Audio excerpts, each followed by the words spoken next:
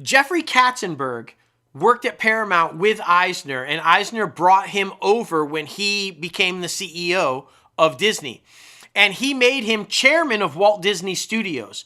And at this time, you guys, Walt Disney Studios was at the bottom of the barrel. They hadn't had a box office hit in forever, okay?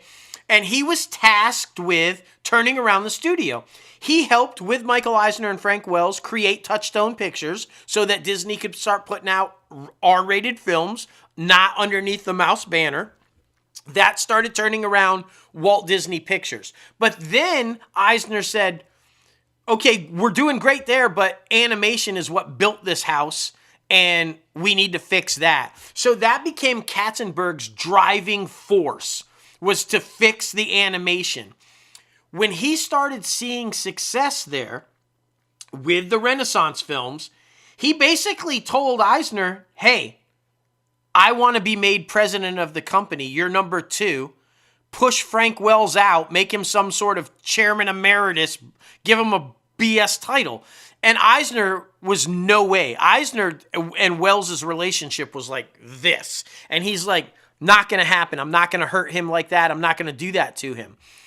And then Frank died in a crash.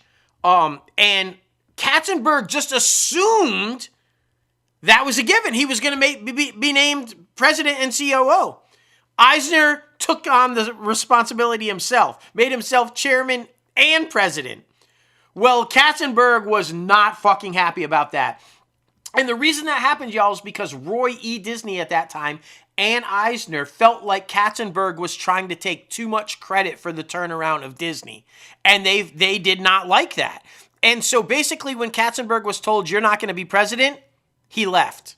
And you know what he did?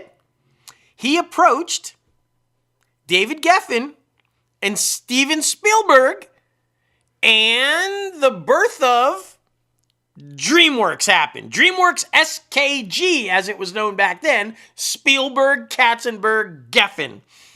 So my point is with this is if the Renaissance era of Disney never happens and the massive success of those animated movies never happen, Katzenberg never leaves to form DreamWorks with the other two. You don't have Shrek. You don't have, think about the Wild Robot and Wallace and Gromit, like I said, but think about all the other movies that have success. How to Train Your Dragon. Think about all of the massive Puss in Boots, everything that has come out of DreamWorks.